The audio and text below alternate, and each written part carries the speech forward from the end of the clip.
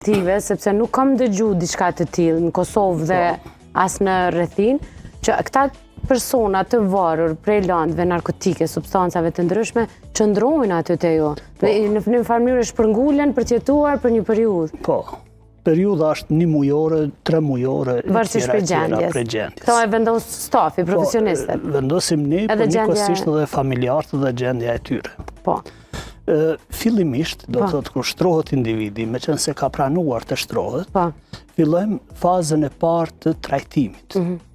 Më thonë që ne quajmë dimensioni terapeutik, ku në 2 javët e para bëhet detoksi, ose pastrimi i gjakut.